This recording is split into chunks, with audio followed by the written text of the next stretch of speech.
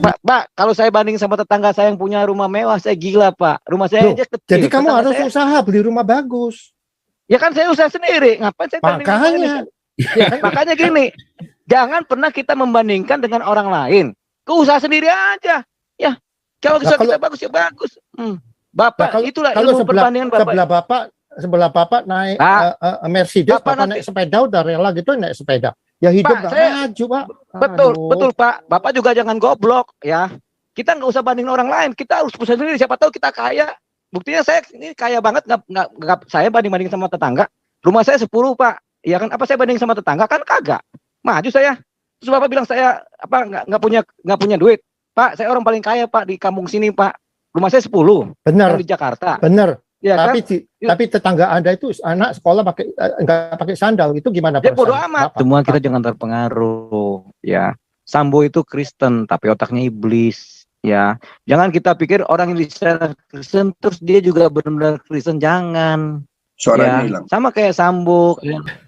Kalau saya udah nggak percaya sama hukum, ya ngapain saya nongol-nongol di sini, ya kan? Kalau saya udah nggak percaya sama hukum, sekarang pindah ke Australia saya kan, yang ada hukumnya, ya kan? Tapi kan saya masih tinggal di Indonesia. Mau nggak mau kalau hukum orang pada nggak percaya, saya harus bikin supaya hukum dipercaya. Kalau orang-orang sudah nggak percaya hukum, tentunya saya harus bikin hukum bisa dipercaya supaya ada penegakan hukum, supaya orangnya tertib lagi. Jadi kalau semua orang nggak percaya, terus kita ngapain? Apa kita ikut nggak percaya juga? Ya kan? Jadi nggak apa-apa orang nggak percaya hukum, biasa aja buat saya sih. Cuman kalau banyak orang nggak percaya hukum, tentunya kan saya harus benahi hukumnya. Tugas saya kan membenahi hukumnya supaya orang percaya lagi. Makanya saya tetap percaya hukum bisa dibenahi, ya kan? Tapi kalau kita udah pada pesimis semua, buat apa? Ya tinggal aja di Amerika. Caranya gimana? Kalau caranya gimana? Seperti Muhammad Kece. Seperti Muhammad Kece. Hakimnya dua itu berjilbab. Jadi mau ngelawan itu gimana? Betul. Betul. Itu kan sifatnya mikro, Pak. Kan yang kita rubah makro. Mikro itu kan ngikutin aja pola-pola. Tapi kalau makronya kita rubah, beres, ya. Bapak jangan caranya gimana. Ya bodoh aja Bapak. Masa Bapak nggak tahu caranya? Ya kan? Saya aja tahu caranya. Ya kan?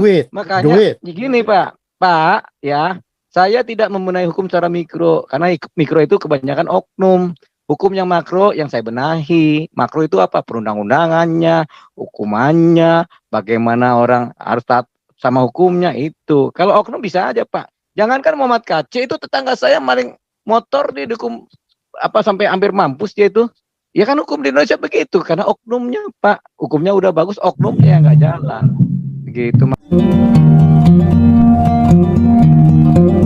Kasih Bang ya, Diolipa ya Tuhan Yesus. Andi USA lagi, Amerika lagi. Yang baru selesai mijit yang penting-penting. Ya, salam makan babi, salam anti kadrun. Anyway, ini video saya nyalain nggak bisa Pak. Jadi bukannya saya nggak mau tahu wacanya ya. Anyway, cuman saya tadi agak nggak setuju dengan Pak tamu kita ya, soalnya secara itu mengampuni. Saya dari lahir udah dipanggil Cina ya, Bapak saya bilang udahlah ampunilah mereka karena. Tapi sampai sekarang kejadian 98 Cina juga yang diimbat. Jadi kalau kita bilang udahlah ampunilah mereka. Jadi nggak maju-maju nih negara Pak, benar nggak ya? Terus kedua, ini bukan perang agama, enggak. Kamu mau agama aja, mau jungkir balik pun saya nggak peduli. Tapi kalau agama itu dipaksakan ke saya, itu saya mulai berontak.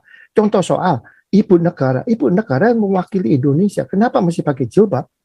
Kalau pidato pakai Assalamualaikum warahmatullahi wabarakatuh. Kenapa itu bahasa Arab? Pakailah bahasa Indonesia yang baik dan benar. Itu seperti saya di sini ya, di California. Saya nggak setuju dengan LGBT ya.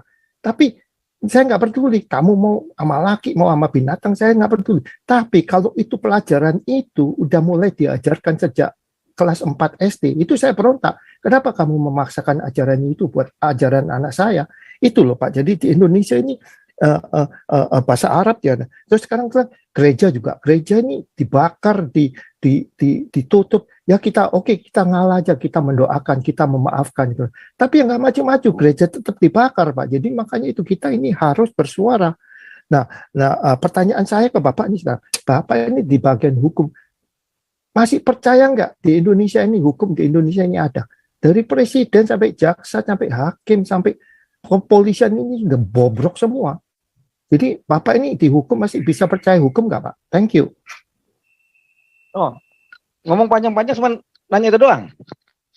Iya dong. Karena Soalnya kamu jangan. Iya, ini salah satu korban persekusi juga ini Pak Diolipa. Jadi yang maksudnya itu kan jelas sekali.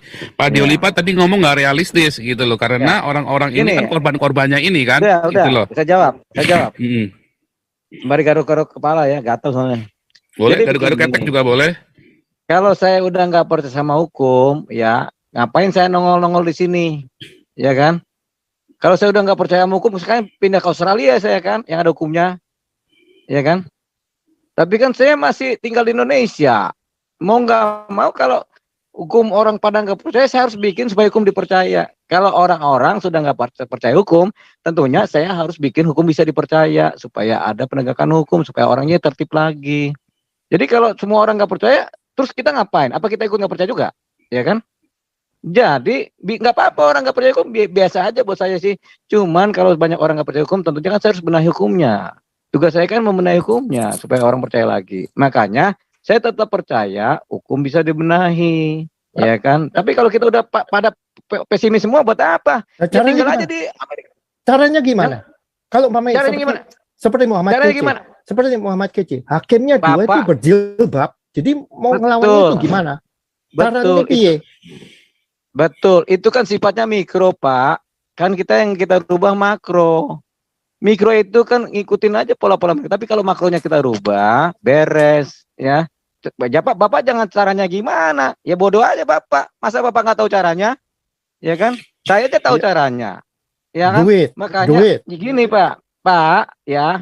Saya tidak membenahi hukum secara mikro. Karena mikro itu kebanyakan oknum. Hukum yang makro yang saya benahi. Makro itu apa? Perundang-undangannya, hukumannya, bagaimana orang harus taat sama hukumnya itu. Kalau oknum bisa aja, Pak. Jangankan Muhammad KC, itu tetangga saya maling motor di hukum sampai hampir mampus dia itu. Ya kan hukum di Indonesia begitu, karena oknumnya, Pak. Hukumnya udah bagus, oknumnya nggak jalan. Begitu, makanya kita benahi juga sumber daya manusia hukumnya. Jangan lagi begitu, makanya makronya kita atur, bagaimana orientasi mereka berpikir tentang hukum, bagaimana mereka orientasi berpikir tentang keadilan, bagaimana orientasi mereka berpikir tentang hak asasi manusia. Kan itu harus dibenahi dulu. Siapa yang benahi?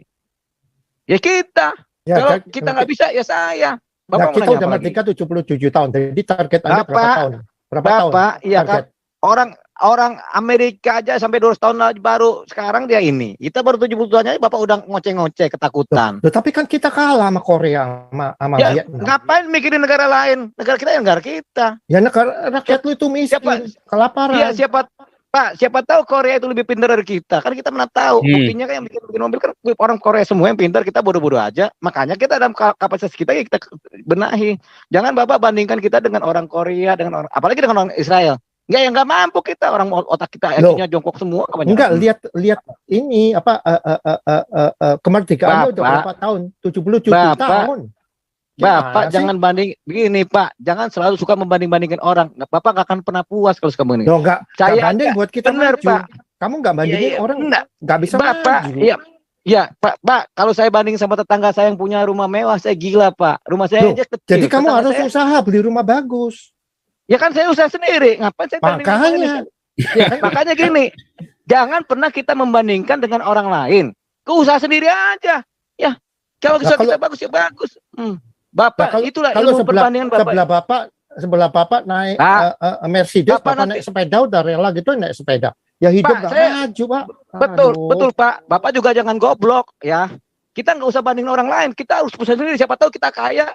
Buktinya saya ini kaya banget, nggak saya banding sama tetangga. Rumah saya 10, Pak. Ya kan, apa saya banding sama tetangga kan kagak. Maju saya. Terus Bapak bilang saya nggak punya duit. Pak, saya orang paling kaya, Pak, di kampung sini, Pak. Rumah saya 10. Benar. Di Jakarta. Benar. Ya, tapi tetangga Anda itu anak sekolah nggak pakai sandal, itu gimana perasaan? Bodo amat. Bapak? Makanya itu perasaan kamu.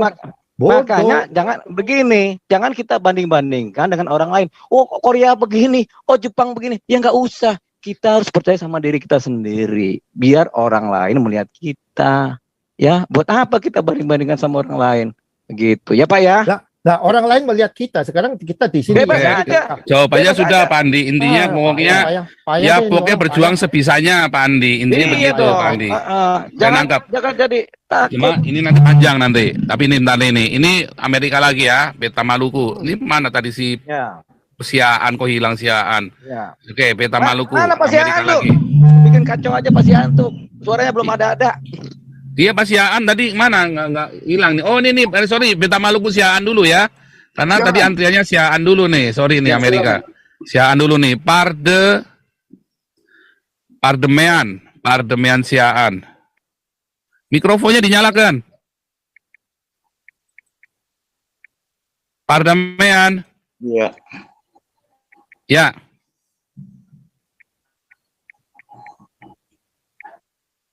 Loh, mau mati lagi. Mikrofonnya dinyalakan. Ini soalnya kalau kelabaan nanti ininya Pak Deolipanya ngantuk ini. Oke dah Bung Beta dulu ya. Silakan Bung Beta. Shalom. Ya. Shalom. Shalom, Ya, puji Tuhan. Gimana Pak? Shalom Pak Deolipa. Pak Shalom, Paul. shalom. Ya, terima kasih ya. Ya, saya menyaksikan, mendengar ya dari YouTube tadinya, jadi tertarik masuk juga. Ya di sini enaknya ya, diskusi panas tapi hati tetap dingin ya. Ya untungnya masalah ungkapan saling menilai pribadi yang too personal nggak terlalu berkepanjangan lah. Ya. Ya, biarlah pendengar umum yang berkepentingan yang menilai masing-masing kita, bagaimana kita ya kan. Ya. Tapi ya diskusi ini semoga bisa ada titik temu untuk melakukan perubahan. Nah tadi Pak Deolipa kan bicara mengenai ini persoalannya politik ya. Saya tadi malam nonton itu tuh Pak, filmnya Mandela. Nelson Mandela itu, Long Walk to Freedom itu bisa itu ditiru itu. Bagaimana rakyat yang tertindas bisa berhasil menguasai kekuasaannya lewat politik. Nah, kalau bicara politik kan ada 80 lebih ya anggota DPR itu yang beragama Kristen. Nah, sementara di sini yang kita udah saksikan ada Pak Usang, ada Alvin Lim, ada Pak Tobing, ada sekarang Deolipa, Pak Ponto. Bagaimana kita bikin satu komunikasi khusus untuk bertemu dengan 80 anggota DPR yang Kristen yang di gedung DPR sana. Untuk biar mereka juga, karena kekuasaan yang mereka punya ini politik yang mereka yang pegang. Untuk melakukan perubahan Polri nggak bisa Pak, nggak bisa karena semuanya udah kusut. Ya, Pak Deolipa berani buka-bukaan dipecat. Maksudnya bukan dipecat, mungkin disingkirkan atau dilepas dari kewajibannya sebagai pembela hukum. Ya artinya juga akan makin lama, makin sulit untuk membenahi dari luar. Ya. Padahal kemarin sudah nyaris kebuka semua loh. Iya. Baradae itu udah nyaris kebuka semua tuh. Kalau dibablasin kelar tuh. Iya. Nah kalau bicara efektifnya Pak, secara politik ya memang yang tadi nama-nama saya sebut ya coba bikin satu tim komunikasi untuk bertemu dengan 80 anggota DPR yang beragama Kristen itu. Mereka yang punya kekuasaan, masalah nanti dengan partainya setuju tidak setuju, yang penting ada gerakan itu tuh. Bisa digaungkan lebih besar karena mereka punya politik, ada pengaruhnya dengan keputusan, dengan apa? Ya. Bagaimana tuh Pak Deolipa? Begitu mungkin nggak tuh? Apalagi pengecut semua tuh anggota dewannya tuh. Udah, boleh saya jawab belum? Ya. Boleh, silakan Pak Deolipa. Boleh. Jangan ada yang ngomong ya, saya jawab ya. Tapi jangan ada yang ngomong, jangan ada yang motong ya maksudnya. Jadi begini, kita jangan terpengaruh oleh kalau 80 orang itu Kristen semua, kita jangan terpengaruh ya. Sambo itu Kristen tapi otaknya iblis ya. Jangan kita pikir orang yang bisa Kristen terus dia juga benar-benar Kristen, jangan. Suaranya ya. hilang. Sama kayak Sambo. Ya, hilang suaranya. Ya lanjut, bagus. Ya. Jadi kita anggap aja semua orang di DPR itu orang-orang yang ya sudah terpengaruh, terkooptasi oleh kekuasaan lah, oleh uang. Ya sudah, kita nggak usah bikin itu. Ngapain kita bicara orang Kristen kalau mereka sendiri juga ternyata juga pemain semua, gimana? Banyak ke orang Kristen pemain, ya kan, tipu sana tipu sini, di DPR juga sama aja. Ya ngapain kita mengandalkan mereka? Kita itu harus mengandalkan Tuhan, mengandalkan juga diri kita masing-masing. Suara kita adalah suara rakyat. Satu bersuara di media, semua bersuara di media juga didengar oleh negara, bukan oleh DPR ya, oleh negara. Negara juga takut sama kita kalau kita suaranya lantang. Gitu. Ngapain kita ngolah-ngolah orang-orang Kristen di DPR? Orang Kristen di DPR kan ada juga yang kayak Sambo otaknya. Betul nggak? Rata-rata. Nah, kalau rata-rata gitu ngapain kita bikin persatuan-persatuan orang jahat di Indonesia yang Kristen-Kristen jahat? Buat apa? Mending kita bersuara lantang kebenaran itu. Jadi yang kita lantangkan adalah kebenaran. Kebenaran terhadap keadilan, kebenaran terhadap kesetaraan sosial, kebenaran terhadap kesamaan hukum dan hak asasi, kan begitu. Itu aja suarakan kita aja di media. Sampai kok itu didengar dan bahkan orang takut, ya kan? Ngapain kita persekutukan kita dengan orang-orang Kristen yang ada di DPR? Saya bisa jamin di DPR itu orang sudah pada seringkali main duit kok. Ke kiri duit, ke kanan duit, ke depan duit. Nah, apa lagi? Betul ya. Betul. Langsung Gio. Ini Gio ini anu ya, mahasiswa ya, Mas.